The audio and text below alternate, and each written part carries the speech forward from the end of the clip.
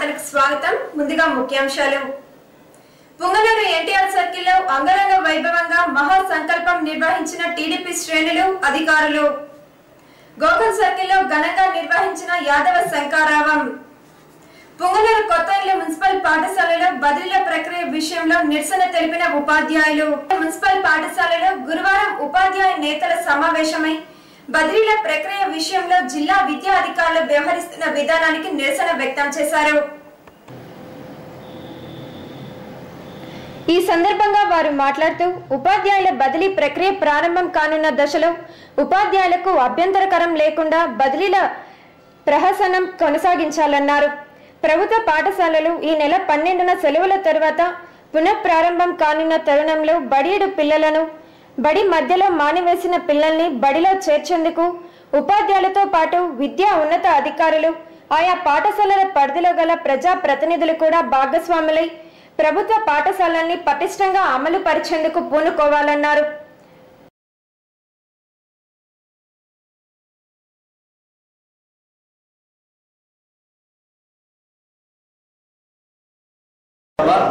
State additional general secretary STU ఈరోజు జిల్లా స్థాయిలో మొట్టమొదటిగా పుంగనూరు కేంద్రంగా రేషనలైజేషన్ పైన, బదిలీల పైన, వెబ్ కౌన్సిలింగ్ పైన ఇవన్నీ కూడా తప్పనిసరిగా జరిగే పరిస్థితుల్లో మన ముందుకు వచ్చిన సందర్భంలో వీటిని సక్రమంగా జరుపుకోవడం కోసం ఏ ఉపాధ్యాయుడు ఏ అంశంలోనూ నష్టపోకుండా ఉండడం కోసం, అదేవిధంగా పాఠశాలను కోల్పోకుండా ఆ పాఠశాలను కాపాడుకోవడం కోసం ఉన్న రూల్స్ను క్షుణ్ణంగా పరిశీలించి వాటిపైన పూర్తి అవగాహనతో ఉపాధ్యాయులంతా కూడా వ్యవహరించడం ద్వారా ఆ పాఠశాలను కాపాడుకోవడం అయితేనేమి, అలాగే పోస్టు కాపాడుకోవడం అయితేమి, అలాగే తాము సక్రమంగా రేషనలైజ్ కావడం కావచ్చు, బదిలీ పొందడం కావచ్చు, పాయింట్ల విషయంలో కరెక్ట్గా వాళ్ళు వాటిని నమోదు చేసుకుని తగిన సీనియారిటీని పొంది ఆ మేరకు బదిలీ పొందేదానికి పూర్తి అవగాహన ఏర్పాటు చేయడంలో భాగంగా ఈరోజు మనం ఇక్కడ అవగాహన సదస్సును STU నిర్వహిస్తోంది.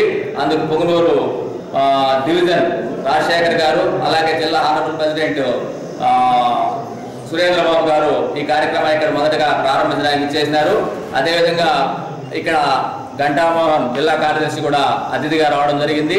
ఈ కార్యక్రమంలో అందరూ ఉపాధ్యాయులు కూడా చాలా ఉత్సాహంతో పాల్గొంటూ వీటిపైన పూర్తి అవగాహనతో ఎవరికీ నష్టం జరగకుండా ఉండాలనేటువంటి ఏకైక ధ్యేయంతో వచ్చారని చెప్పి తెలియజేసుకుంటున్నాం మిత్రులు.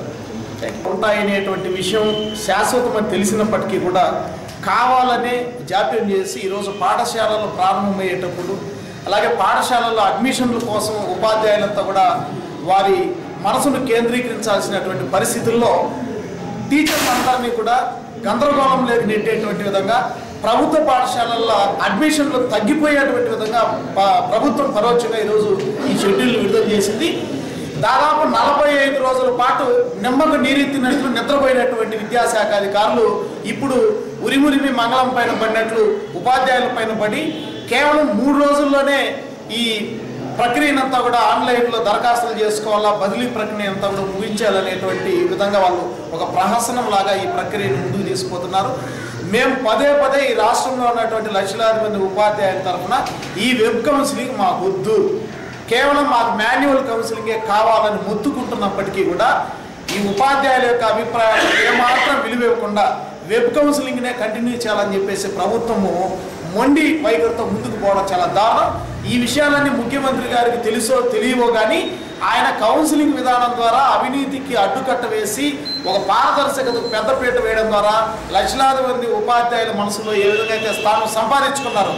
ఈరోజు కొద్దిమంది పనికిమాలినటువంటి అధికారులు క్షేత్రస్థాయిలో ఉపాధ్యాయుల యొక్క అభిప్రాయాలను కాదని వెబ్ కౌన్సిలింగ్కే పోతాము అని ఈరోజు గందరగోళం సృష్టించడం ద్వారా అదే స్థాయిలో చెడ్డ పేరు, నిష్ఠూరం కూడా ముఖ్యమంత్రి గారు మూటగట్టుకుంటున్నారు అనేటువంటి వాస్తవాన్ని ప్రభుత్వము, విద్యాశాఖ మంత్రి, ముఖ్యమంత్రి గారు గమనించాలని కోరుకుంటున్నాం. అలాగే ఈ చిన్న సమయంలోనే షెడ్యూల్లో ఉపాధ్యాయులంతా కూడా చాలా గందరగోళానికి గురవుతారు కాబట్టి ఆ నిబంధనలు ఈరోజు కూడా MEO, DYEO, DEO స్థాయిలో ఉండేటువంటి అధికారులకే సక్రమంగా అర్థం కానటువంటి పరిస్థితులు ఉన్నాయి. కాబట్టి క్షేత్రస్థాయిలో ఉపాధ్యాయులకు ఆ అంశాలపైన రాష్ట్ర ఉపాధ్యాయ సంఘం తరఫున అవగాహన కల్పించి దాంట్లో ఎక్కడైనా తప్పులు జరిగితే కూడా అధికారుల దృష్టికి తీసుకుపోవడానికి వీలుగా మేము ఈరోజు క్షేత్రస్థాయిలో ఉపాధ్యాయులతో మమేకం కావడానికి వచ్చాం. కాబట్టి ఇదే రీతిలో జిల్లా వ్యాప్తంగా కూడా ప్రతి డివిజన్లో ఉపాధ్యాయులకి ఈ కార్యక్రమం ద్వారా అవగాహన కల్పించాలని మేము ఎస్టీ తరఫున ఈ మున్సిపల్ పరిధిలోని పుంగమ్మ చెరువు కట్టపై వెలిసిండు సయ్యద్ హజరత్ నూర్ షావలి దర్గాకు చెందిన స్థలాన్ని కబ్జాదారులు ఆక్రమించాలని గురువారం ఆ దర్గా కమిటీ సభ్యులు స్థానిక తహసీల్దార్కు వినతి పత్రం అందజేశారు.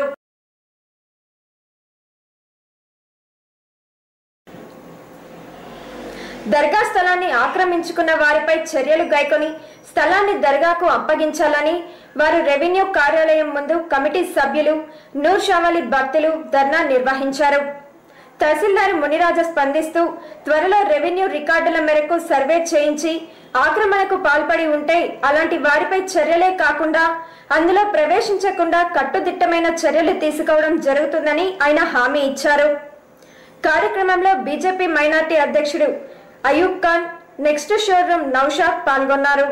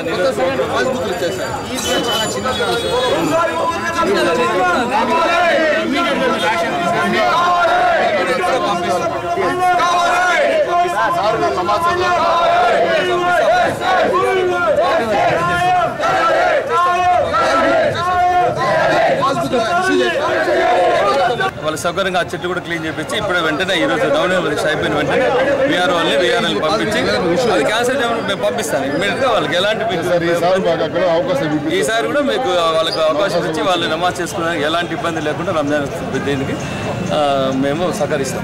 ఇప్పుడు వెంటనే కూడా ప్రభుత్వం కూడా అది ఇస్తాం మీకు ఖచ్చితంగా మేమే వచ్చేలా చేస్తాం. మీకు ఇబ్బంది అందరూ బాగుండాలనే కదా. ఇక్కడ ఉండే దర్గా ఇప్పుడు చిన్న సార్ ఇప్పుడు ఉండేది మేము అడుగుతుండేది ఇప్పుడు డిగ్రీ కాలేజ్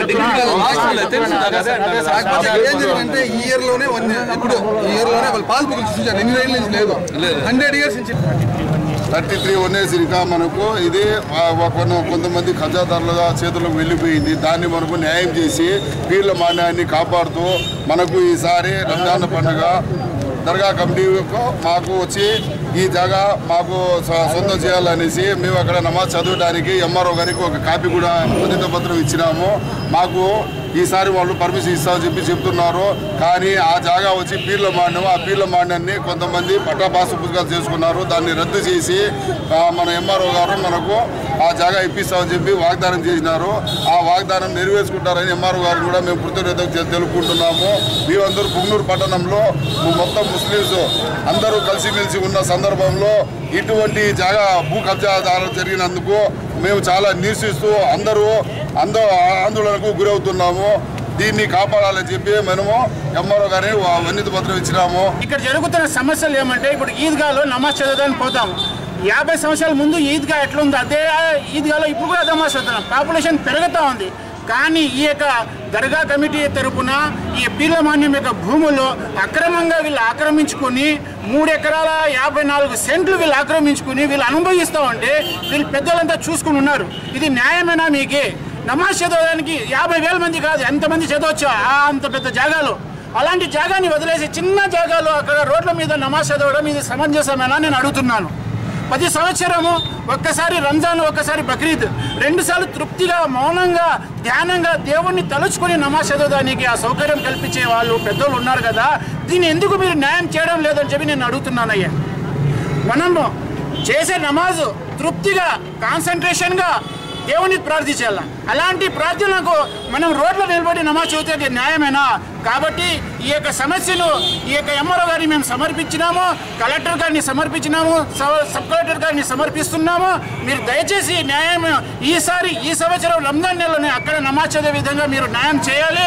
ఈ భూముల్ని మళ్ళా ఆ యొక్క దర్గా కమిటీకి ఈ యొక్క పీర్ల మాన్యానికి మీరు తిరిగి. రాయలసీమ యాదవ చైతన్య శంకరావ రథయాత్ర పిలుపు మేరకు స్థానిక తూర్పు మౌసాల నుంచి పట్టణ పురవీధుల గుండా పయనించి స్థానిక గోకుల్ సర్కిల్ సభాస్థలికి చేరుకుంది.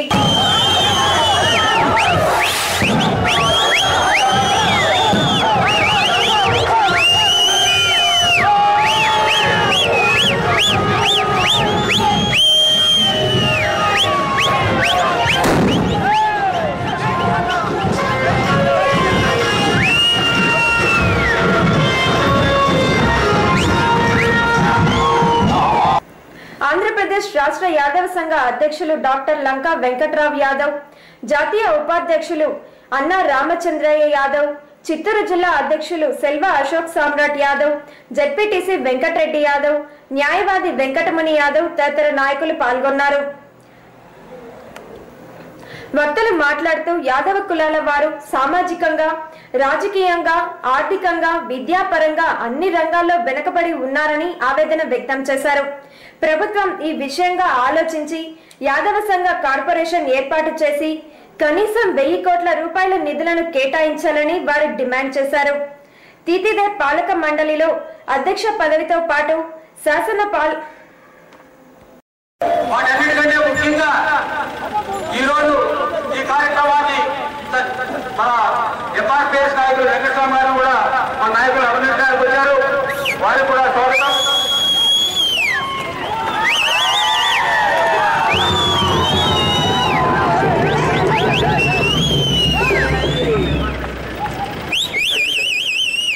యువ నాయకులు శ్రీనివాస్ యాదవ్ గారు, రమణ యాదవ్ గారు, హరిరాజు గారు, శరత్ యాదవ్ గారు, ఇంకా చాలా మంది ప్రముఖులు స్థానికంగా పుట్టూరులో ఈ కార్యనిర్వహించినటువంటి నాయకులు కూడా పుట్టన్న యాదవ్, రమణ యాదవ్, కృష్ణమూర్తి యాదవ్, గౌరవనీయులు శ్రీ వెంకటరెడ్డి యాదవ్ గారికి, అదేవిధంగా స్థానిక నాయకులు వెంకటముని యాదవ్ గారికి, మురళి గారికి, అట్లాగే సుబ్రహ్మణ్యం గారికి, ఉమాపతి యాదవ్ గారికి,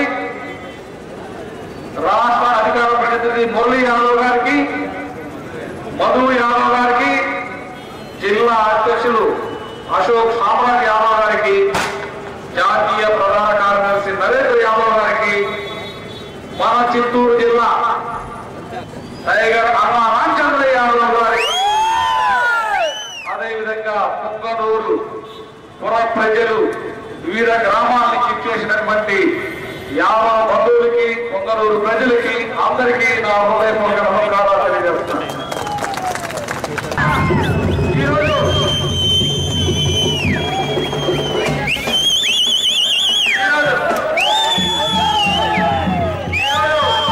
ఈ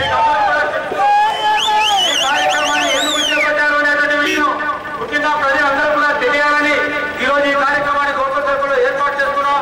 కొంతమందికి ట్రాఫిక్ ఇబ్బంది వల్ల మనం కొంత అసౌకర్యం కలిగించిన క్షమించవలసిందిగా కోరుకుంటూ మనందరూ కూడా తెలుసు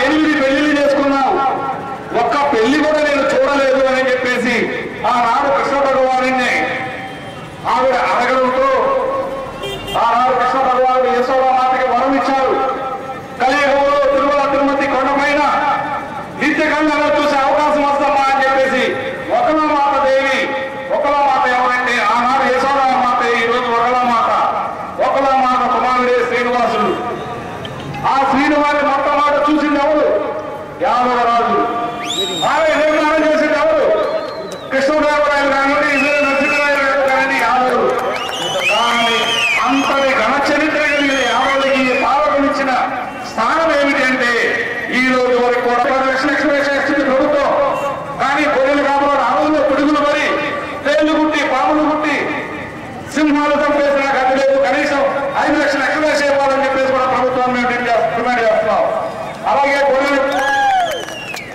గొర్రెలు చనిపోతే వ్యాధులు వచ్చి ఒకేసారి చనిపోతూ ఉంటాయి. 150, 200 ఇలాగా. గొర్రెలు చనిపోతే 5,000 నుంచి 10,000 బీమా సౌకర్యం కల్పించాలని చెప్పేసి కూడా ప్రభుత్వాన్ని డిమాండ్ చేస్తున్నాం. అట్లాగే గొర్రెల కార్మికులకి కార్యక్రమంలో నాయకులు సుబ్రహ్మణ్యం యాదవ్, లింగమూర్తి యాదవ్, బుడ్డన్న యాదవ్, రమణప్ప యాదవ్, వెంకటరమణ యాదవ్, బుడ్డారెడ్డి యాదవ్, ఓం ప్రకాష్ యాదవ్, శ్రీనాథ్ యాదవ్, వెంకట తదితర యాదవ్ సంఘ నాయకులు పాల్గొన్నారు. ప్రభుత్వం ఎంతో ప్రతిష్టాత్మకంగా ఈ నెల 2 నుండి చేపట్టిన నవనిర్మాణ దీక్ష తర్వాత గురువారం మహా సంకల్పం కార్యక్రమాన్ని పుంగనూరు ఎన్టీఆర్ సర్కిల్లో అంగరంగ వైభవంగా నిర్వహించారు.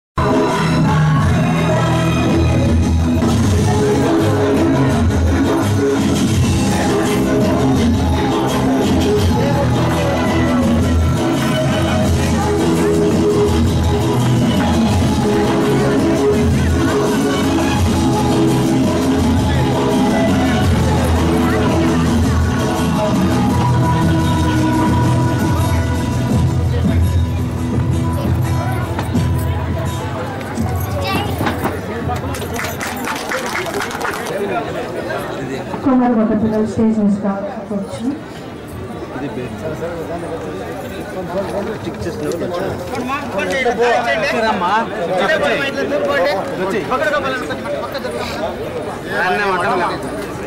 ఏమ్మా నేనే దొరికినానా సార్? గమనించుకోండి.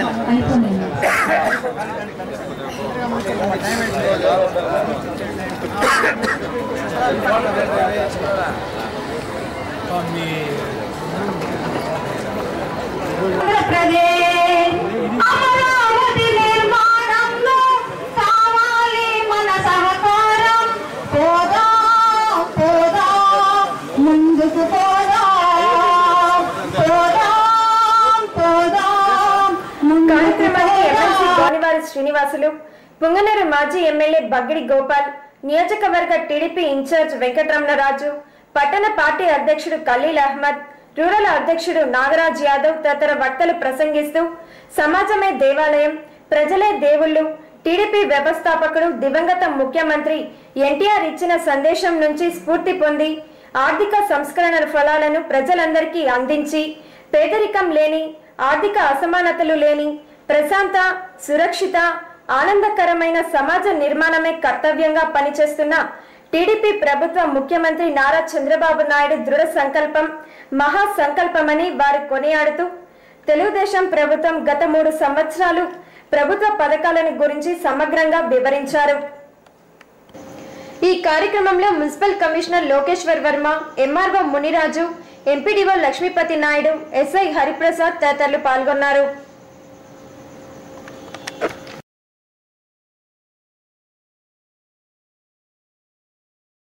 ఈ కార్యక్రమానికి ముఖ్య అతిథిగా విచ్చేసినటువంటి మన ఎమ్మెల్సీ వారికి, మన కాన్స్టిట్యూన్సీ ఇన్ఛార్జి వారికి, మరియు మన కాన్స్టిట్యూన్సీ నలుమూల నుండి వచ్చినటువంటి రాజకీయ ప్రముఖులకు, అధికారులకు, మరి రైతులకు, పత్రికా విలేకరులకు, రాష్ట్రం ఏ పరిస్థితుల్లో విడిపోయింది, ఎన్ని ఇబ్బందుల్లో ఉంది, ఎంత వెనుకబడిపోయినా కూడా మన ముఖ్యమంత్రి అతనే పడకుండా ఈరోజు దేశాలలో కూడా అయినా కూడా ఎన్నో ప్రాజెక్టులతోనేమి కూడా మీ ఎంట నడుస్తున్నాము, మీకు ఒక శక్తిగా మిమ్మల్ని అందిస్తాము అని చెప్పి ఒక భరోసా ఇచ్చి మన ముఖ్యమంత్రి గారిని ముందుకు నడిపి ఈ రాష్ట్రాన్ని మన పిల్లలకు మన భవిష్యత్తు ఉండేలాగా చూడాలని చెప్పి మీరందరూ కూడా ఈ మహాసంకల్పం దీంతో ఒక ప్రతిజ్ఞలో పాల్గొని ఇవన్నీ జయప్రదం చేసినందుకు మీకు అందరికీ ధన్యవాదాలు తెలుపుకుంటూ ఈ అవకాశం ఇచ్చిన పెద్దలకందరికీ కృతజ్ఞతలు తెలుపుకుంటాను.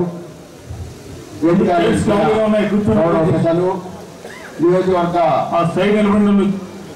ఇన్ఛార్జ్ అధికారి టీపీఓ గారు ఇది ఒక పండుగ మాదిరి చేసుకుంటే మనకు గొడవలు ఉన్నా కూడా బాధలు ఉన్నా కూడా ఆ బాధలు నింపుకుంటూ మనము ముందుకు పోవాలని చెప్పి ముఖ్యమంత్రి నారా చంద్రబాబు నాయుడు గారు ఈ సంకల్పం చేశారు. అలాగే మనము విడిపోయిన తర్వాత ఇంటికి పోయిన తర్వాత మనకి రాలేదు ఆస్తి అని చెప్పేసి ఆదాయం పెరుగుతుందని చెప్పేసి ముందుకు పోతున్నారు. అలాగే 16,000 లోటు బడ్జెట్ ఉంటే కూడా మనము ఎంతో ముందుకు పోతున్నాము. అన్ని వర్గాలు కూడా ఎస్సీ ఎస్టీ బీసీ మైనార్టీ బ్రాహ్మణులు బలిజోళ్ళు ప్రతి ఒక్కరికి వాళ్ళు సంతృప్తి పడేట్టుగా మనము గవర్నమెంట్ నుంచి డబ్బు పొంది రుణాలు ఇస్తున్నాము. అలాగే మనకు ఇస్తున్నాం మేము. ఇది మాత్రం మీరు మరి అక్కలు చెట్లు అంతా గుర్తుండాలి. 10,000 గ్రూప్కి మీరు వడ్డీ దశలు ఇస్తున్నాము. 19 నుంచి ముఖ్యమంత్రి నారా చంద్రబాబు చెప్పారు ఎలక్షన్. ప్రభుత్వ అధికారులకు విశేష పాత్రికేయ మిత్రులకు సోదరులకు నమస్కారాలు. రాష్ట్రం విడిపోయిన తర్వాత 16,000 కోట్ల లోటు బడ్జెట్తో ప్రారంభమైన ఈ ప్రభుత్వ ప్రస్థానం ఈరోజు అభివృద్ధి సంక్షేమ పథకాలను సమాంతరంగా ప్రజల్లో తీసుకెళ్తూ నేనున్నాను మీ అందరికీ చెప్పి భరోసా ఇచ్చిన మాన్య ముఖ్యమంత్రి నీకు సమైక్య తెలుగు రాష్ట్రాలకు నిజాం రాష్ట్రాలకు కూడా హైదరాబాద్ కూడా నిన్ను ముఖ్యమంత్రి చేస్తామంటే ఆయన ముఖ్యమంత్రి పదవి కోసం మన రాష్ట్రాన్ని తెలంగాణ రాష్ట్రంతో కలిపాడు. ఒక మహానుభావుడు రాయలసీమలో పుట్టినటువంటి రతనాల నాయకుడు ముఖ్యమంత్రి పదవి తీసుకున్నాడు. హైదరాబాద్కి వెళ్ళాడు. హైదరాబాద్ 50 సంవత్సరాలు అభివృద్ధి చేస్తాము. హైదరాబాద్ వాళ్ళు మనల్ని అడుక్కున్నారు, మీరు మాతో కలిసి తెలుగు రాష్ట్రాలు కలిసి కాపురం చేద్దాం, కలిసి అభివృద్ధి చేసుకుందామని అడిగితే మనం రాష్ట్రానికి వెళ్ళాము. హైదరాబాద్ 50 సంవత్సరాలు బాగా అభివృద్ధి చేసుకున్నారు. 50 సంవత్సరాలు అభివృద్ధి చేసుకున్న తర్వాత రాష్ట్ర విభజన కావాలని ఒక మహానాయకుడికి ఈ చంద్రబాబు నాయుడు గారి ఆధ్వర్యంలో తయారైనటువంటి చంద్రశేఖరరావు గారికి ముఖ్యమంత్రి పదవి పైన మోజుపడింది. ఈ చంద్రబాబు నాయుడు గారు ఆ రోజు ముఖ్యమంత్రిగా ఉన్నప్పుడు ఆయనకు ఒక రవాణా శాఖ మంత్రి పదవి ఇచ్చింటేనో లేకపోతే ఒక ఉప ముఖ్యమంత్రి పదవి ఇచ్చింటేనో ఈ చంద్రుడు ఇద్దరు ముఖ్యమంత్రులు అయ్యేవాళ్ళు కాదు. ఆ రోజు రాష్ట్రం విడిపోయేది కాదని కూడా సభాముఖంగా మీకు తెలియజేస్తున్నాను. ముఖ్యమంత్రి పదవి కోసం నా పార్టీ కాంగ్రెస్ పార్టీలో కలిపేస్తానని సోనియా గాంధీని మూర్ఖురాలను ఒప్పించి రాష్ట్రాన్ని విడగొట్టి బలంగా తెలంగాణ రాష్ట్రాన్ని విభజించినారు. పార్లమెంటులో మన తెలుగు పార్లమెంటు 25 పార్లమెంటు సభ్యులను ముచ్చిగాతాలు గుద్ది కొట్టి మన ఆంధ్ర ప్రాంతం ఎంపీలను ఎత్తి బయట పారేసి ఆ రోజు పార్లమెంటులో మెజారిటీ లేదు. ఆ రోజు పార్లమెంటులో వాళ్ళకి ఏ విధమైనటువంటి కోరం లేదు. 50 మంది 60 మంది పార్లమెంట్ సభ్యులు ఉన్నటువంటి పార్లమెంటులో తలుపు వేసి మీడియాను రానియకుండా రాష్ట్రాన్ని విభజించింది సోనియా గాంధీ. ఏం బాగుంటుందో పాపం, ఏం కోరుకుంటుందో, ఎప్పుడు కోరుకుంటుందో తెలియదు. ఆయన ఎప్పుడు కోరుకుంటుందో తెలియదు, రాహుల్ గాంధీ ఎప్పుడు కోరుకుంటాడో తెలియదు. ఆయనకు అమావాస్య అంటే తెలియదు, అబ్దుల్ ఖాదర్ అంటే తెలియదు. అబ్దుల్ ఖాదర్ అనే అమావాస్యని ఇద్దరిని లోపల పంపించు ఉంటుంది. అమ్మా, అబ్దుల్ ఖాదర్ అంటే మనిషి, అమావాస్య అంటే తిథి మనిషి, ఇద్దరిని వాళ్ళ లోపల పంపించు ఉంటుంది.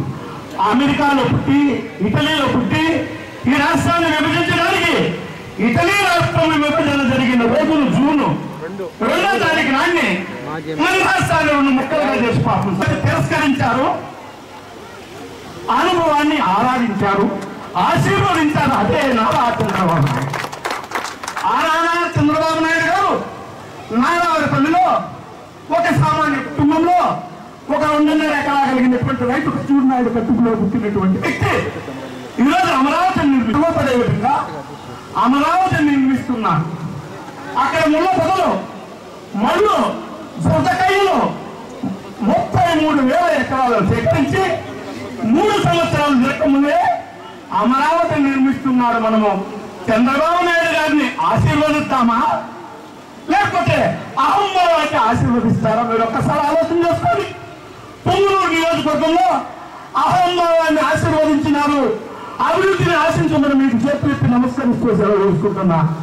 జై తెలుగుదేశం, జై హింద్, జై ఆంధ్రప్రదేశ్. జరుగుతున్నాయి.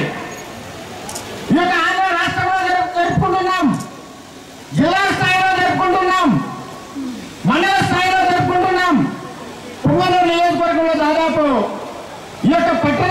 కలిపి 7 మండలాల్లో కూడా చౌడేపల్లి, సదుము, పులిచెర్ల, రుంపుచెర్ల, సోమల, పుంగనూరు రూరల్, పుంగనూరు 2800 కిలోమీటర్ల నడక సందర్భంలో నాయన ఎట్లున్నామని నాయన మీరు ఇదివరకు రామారావు 75 రూపాయలు పింఛను పెట్టారు కానీ ఇస్తున్నారు, మళ్ళా ఈ ప్రభుత్వంలో పెంచారు కానీ పింఛను ఎప్పుడు వస్తుందో పోతుందో తెలియదు, నా కొడుకు తీసుకుంటాడో మనవడు తీసుకుంటాడో లేకపోతే బినామీ సోదరుడు ఇంకా రాలేదు ఆయన 3 నెలలు రాలేదు 6 నెలలు రాలేదు అని చెప్పిన దాఖలాల్లో అయితే మీకు ఇబ్బంది ఉన్నదా అని చెప్పి దానికి కూడా ఒక మార్గం చెప్పి ఆయన మీకు 1000 రూపాయలు ఇస్తాను, వికలాంగ సోదరునికి 1500 ఇస్తాను, పెంచిన భరోసా 5 రెట్ల భరోసాతో పెంచి మళ్ళా కూడా ఆ యొక్క వికలాంగ సోదరుని కానీ లేకుండా వృద్ధులైనటువంటి అవ్వ తాతకు కానీ సోదరుని మణి కానీ మళ్ళా గౌరవప్రదాయకంగా కూడా ఆ ఇంట్లో ఉండే కుటుంబ సభ్యులు గౌరవించే విధంగా కూడా నెలమంది అర్హులు ఉన్నారు, పింఛన్ లేకుండా నిలిచిపోయారు, ఇల్లు లేకుండా నిలిచిపోయారు,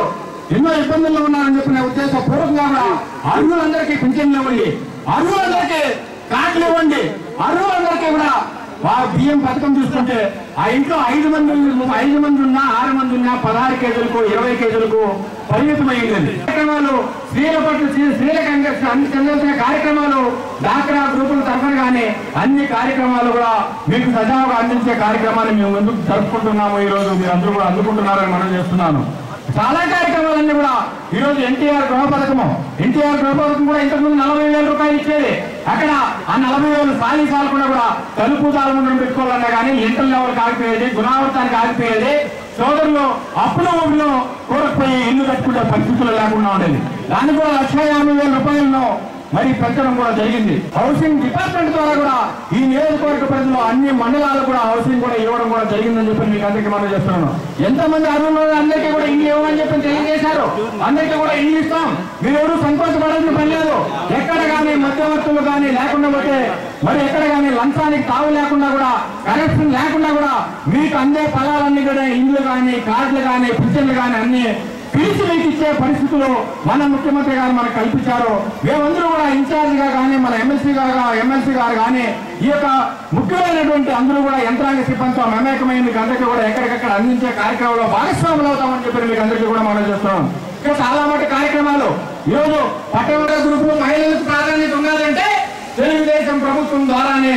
మరి ఆనాడు కూడా ముఖ్యమంత్రి గారు నారా చంద్రబాబు నాయుడు గారు కొన్ని లక్షల గ్రూపుల యొక్క ఆంధ్ర రాష్ట్రంలో మహిళా గ్రూపులు అన్ని కూడా ఏర్పాటు చేస్తే వీరందరూ కూడా భరోసాతో సంతోషదాయకంతో కూడా ఈనాడు ఈ యొక్క సమావేశాలతో హాజరయ్యే కార్యక్రమంలో భాగస్వాములు కావడానికి కూడా మీ ముఖాల్లో సంతోషము వెలుగులు ఉండడానికి కూడా దానికి కారకులైనటువంటి మన ముఖ్యమంత్రి గారు ఆ భరోసా మీకు కల్పించారని అందరూ ఉన్నారు. ప్రజాప్రతినిధులుగా మాజీ శాసనసభ్యులు బగ్గడి గోపాల్ గారితో పాటు నియోజకవర్గ ఇన్ఛార్జు సోదరులు వెంకటరామరాజు గారు, చాలా బాగా అధికార బృందానికి అందరికీ కూడా పేరు పేరున హృదయపూర్వక నమస్కారాలు.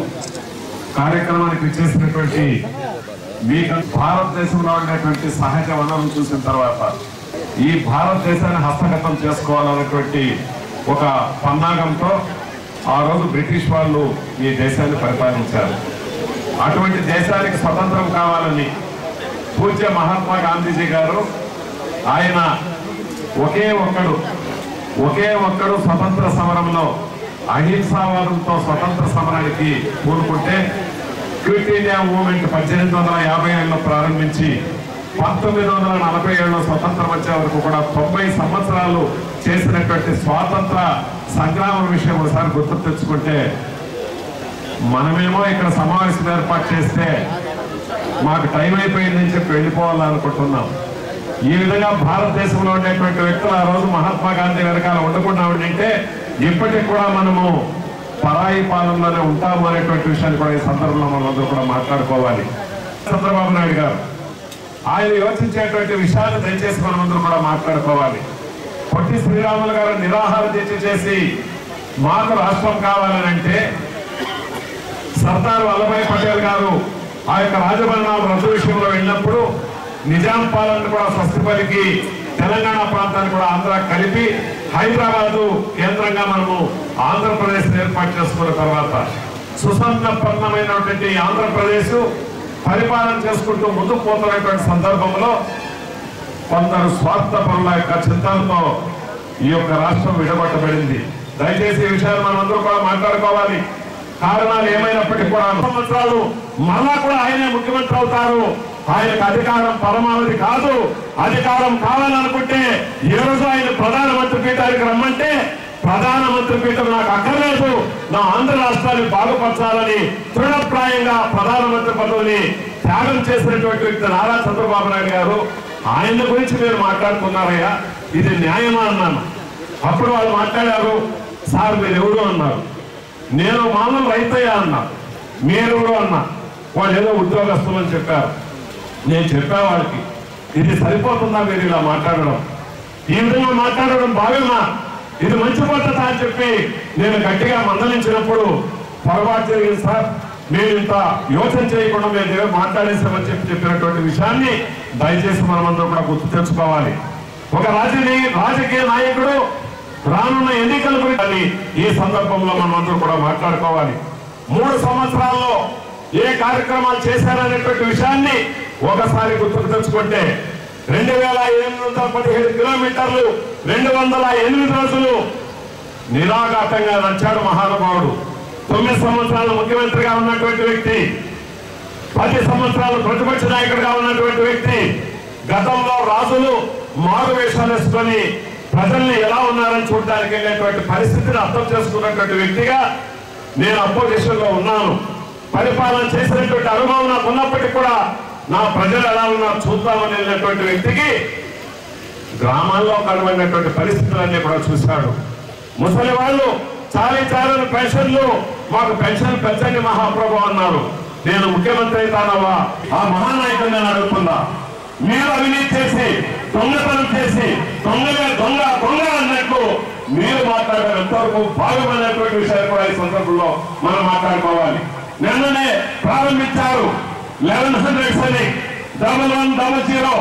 మీరు ఎవరైనా సరే దొరికి మీరు చెప్పండి, మీకు ఇచ్చేటువంటి పెన్షన్లో ఎవరైనా అవినీతికి పాల్పడితే, మీకు ఇచ్చే కార్యక్రమాల్లో, మీకు ఇచ్చే వ్యవసాయ పంపిణీలో అవినీతికి పాల్పడితే, మీకు ఇచ్చే హౌసింగ్ లో అవినీతికి పాల్పడితే, మీకు ఇచ్చే బిల్లులో అవినీతికి పాల్పడితే 1100 దొరికితే ఇమీడియట్ గా దానిపైన మీ పేరు చెప్పకుండా ఎవరైతే ఫార్వర్డ్ చేశారో అటువంటి వ్యక్తులపైన చర్య తీసుకుంటానని ఈ రోజు అవినీతి లేని సమాజాన్ని చేయాలనేటువంటి ఉద్దేశంతో కార్యక్రమాలు చేస్తున్నటువంటి విషయాన్ని జై జై ఆంధ్రప్రదేశ్, జై జై ఆంధ్రప్రదేశ్, జై జై ఆంధ్రప్రదేశ్, జై మహాసంకల్పం.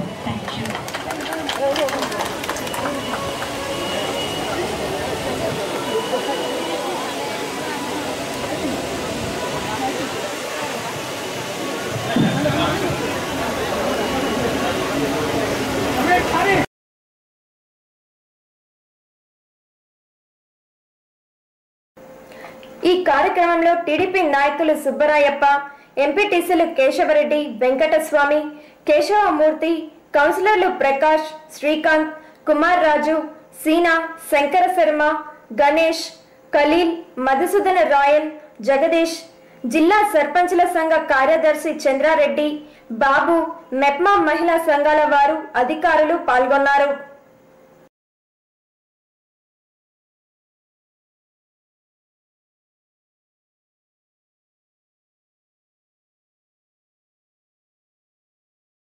ఇంతటితో వార్తలు సమాప్తం. తిరిగి SRTV వార్తలతో మళ్ళీ కలుసుకుందాం. అంతవరకు సెలవు. నమస్కారం.